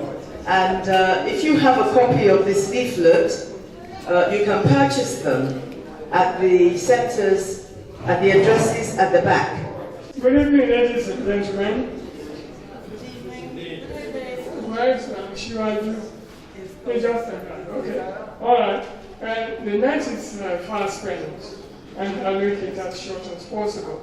It's already 8:45. We had intended it to be 1 hour affair, and now we spent 3 hours here. All right. Indeed, this is the day the Lord has made. But it's getting late in the night now, and there are several people to whom we owe our thanks. But more importantly, it's Almighty God for making this day possible. Because this event was not really planned. It was a fortuitous meeting between the manager of this hotel and my wife that led to this event. He just inquired of her what had happened, and she told him, and he said, we must support this awareness campaign. And they arranged to have this done. All of this was done by the hotel free. I would like to thank Charity Hotel and Ikeja Hotels Limited for this fantastic gesture of creating the public awareness. I think they took it as a social responsibility of the company, and they deserve all the applause and thank you. I'd also like to thank Ashiwaju, Dr. Michael Oluwole, for after a very short notice that he was contacted, particularly by his wife, Bola. He agreed to come and do the launching, and he's done fantastically well, and I'd like to thank him for his generosity. He brought so many people who also have donated. All the people who have come here and made donations, I thank them very much, and it's taken quite some time. The time that you have spent to be here with us, we greatly, greatly appreciate it. So I'd like to thank you all for coming. and wishing you joy and mercy. But a wonderful, wonderful job. Thank you very much. God bless you. Thank you. It's been my pleasure. As a matter of fact, when Joyce wrote to me and asked if I'd be the MC, I actually never said yes. Not even up till now, I never said yes. But when we came last week, I can't remember what day, to visit her, she just assumed that I had said yes. I said, oh, yeah, she program. But then she wrote, will you be the MC again? So I asked her, I said, what do you mean again? Had I been your MC before?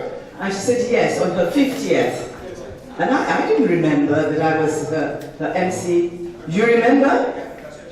Up until this moment, I still don't remember. And she said, I shall think over the table. I was aware. So here I am. It's been my pleasure. And I want to thank you all again for having come. Prince Bisiola Tilo, thank you so very much. The city people, please give our warmest regards to your boss, Mr. Jaya Kennedy. Thank him so very much for letting you come.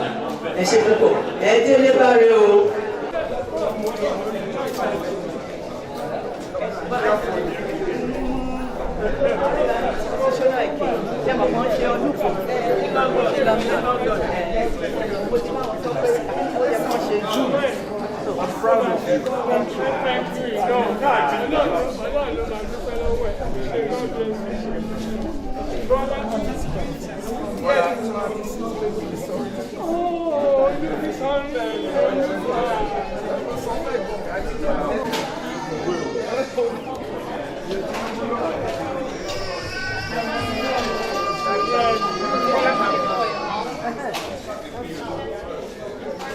Okay, sir, you are there. God bless you. You are there, man.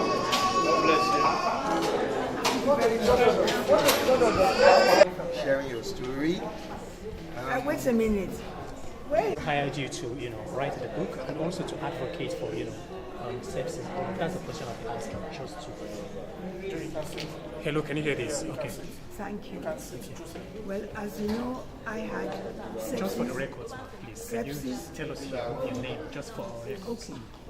My name is Mrs. Joyce Oluwole. I was Miss Otolorin.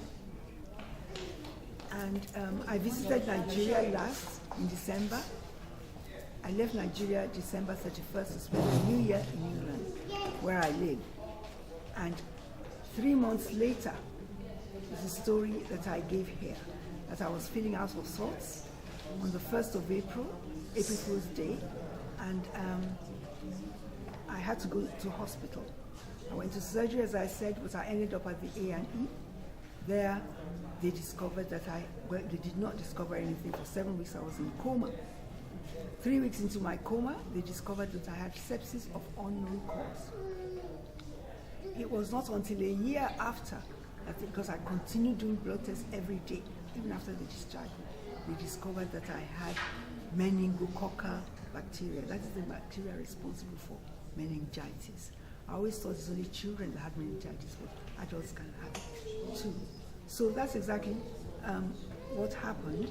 And of course, during the coma, I had multiple organ failure, I had septic shock, I had a stroke, and so I was taken into intensive care. I was there for 4 months. As I said before, I don't know what happened there for 4 months. I didn't realize what happened until the 5th month when I was put in a private ward. And I was not bothered about the legs at all. I just knew that they've kept me alive. But when the pain got so much, I thought, well, it's time to go. I've had enough. Then I asked to have my 7 fingers amputated. They couldn't do it immediately. They had to wait for another 3 months because they said my heart could not take any more anesthetics. So the day before, I had planned in my mind that, well, this is it. I'm going back to my father, my maker. But he had other plans for me. The operation was successful, and I woke up, And I said, oh my God, I'm alive. What would you like me to do? And I prayed and I asked, whatever it is you want me to do, give me the enablement to do it. And furthermore, help me never to fall into depression as a result of my disabilities. It was I started writing my book from the hospital. They brought me a recorder. I would record things. I couldn't use my fingers. I recorded me 5,000 words. But as I got stronger, because by 2019, I was up, I was doing all sorts of things. And then I felt it in my spirit that since he's kept me alive, he wants me to be a testimony to what he has done for me. So that anybody, not necessarily sepsis, anybody in whatever situation they are, God can come through for them. That was what was in my spirit. That was when I wrote the book. After that, when I realized that I couldn't do the job I was doing before, running around as a real estate person, I thought I'd better start doing inspirational talks. And then I got a coach for public speaking. He got me prepared. I started from England. I went to councils, schools, churches. Then a friend in America invited me to Atlanta. Through 2 churches, I went there in January 2020. And unfortunately, COVID caught me there. COVID break out in February. I had to rush back 6 weeks anyway later to England. They told me that there was only 1 flight left, or else I won't be able to go. So I got on that flight. I think I got on that flight March 17th actually, got back to England. Because of what has already happened to me, by March 23rd, lockdown started in England. I got letters from the NHS, all the extremely vulnerable people, whatever sickness, that don't go out. And so I was in lockdown for 2 years at home. All my groceries were delivered. Anything that I wanted was delivered. So what I then did, I took advantage of that and went onto YouTube, learning a lot of things. Like the smoked fish that I usually buy from the market or get from Nigeria, I ordered it and I smoked it in my gas oven for 6 hours. I got the same thing. I made ogi, agidi from ogi. I made cheat, I made all sorts of things, so I thought I made good use of myself. And I would send pictures and videos of what I did to my schoolmates and so on. So I kept myself busy. And at the same time, I was going out to speak. And as I was actually, I am still a volunteer with the UK Sepsis Trust in England. And they know that I have come to Nigeria. I've not taken this thing out because we have not finished in England yet. There are loads of people who don't know what sepsis is. I didn't know until I got it. Now I know. And what really geared me, especially these past 4 days, the week, when they gave me the opportunity to speak, here I decided that I've got to print something. So I got a printer and they printed all these details about sepsis, and I really hope at some point I can even have it translated into Yoruba, into Hausa, into Igbo, that everybody, because I don't want what happens to me to happen to my enemy. Let's put it that way. So it's necessary for everybody to know about sepsis. It is real. When in my research, I couldn't find anything about sepsis in adults in Nigeria. It was always neonatal, which has to do with giving birth. People give birth, they get the infection, either the child or through the mother in the placenta and all that. It's all neonatal. But I know, as I'm sitting down here, 3 people personally who died from this thing. One of them got COVID and had this one on top, sepsis. 2 together, they are killers. My friend Stone, who spoke, had the 2 symptoms of COVID: slurred speech and difficulty in breathing, breathlessness. So what we're trying to say is that these symptoms should be taken very seriously. When you have malaria, you've treated malaria, and you know typhoid is a terrible one, and it doesn't go to your doctor. And they've given go to and say, could it be sepsis? Because they are human as well. They are treating all other things. They are not treating sepsis. When I was speaking to Prof, he told me that as for infection, they know about it in Nigeria. It's one of the first things they will look at and take the blood. But they didn't know it in England. Why did it take them 3 weeks to discover that I had sepsis? And a year to know the cause of that sepsis. My file says sepsis of unknown cause up to 2016. Well, in 2016, a year later, that they say, I got another report, they found meningococcal bacteria, which is to do with meningitis. So what I will say to everyone, be very vigilant. Yourself, your friends, your neighbors, everybody. Anybody that you see, they are very sick, they have been treated, they've had medication, and they're not better. They should go and ask. My cousin, the prof, was telling me that the general hospitals, as they are, they have more equipment, more staff to determine this thing, even than the private hospital. So the layman can go to general hospital and they will do the test. And if they find, well, what we're trying to do now is hopefully, if anybody has sepsis, that the government will step in. In England, there's research is going on, and they are helping people with sepsis, with any other thing. But they are trying. We need to get the hospitals here to have those placards as saying, could it be sepsis? That is the only way that people are finding about it in England. When you go to your doctor, like me, they told me that I had it 3 times, but fortunately for me, I was still in hospital in that 9 months. I've read about people who've had it 20 times. No, they didn't lose any limbs, but they have become shadows of themselves. The worst one is if you have it internally, liver, affecting the 5 organs. That is really terrible. I had all of it, but God had a purpose. I had multiple organ failure. Several times I told my husband, go and prepare the family, which is not going to make it.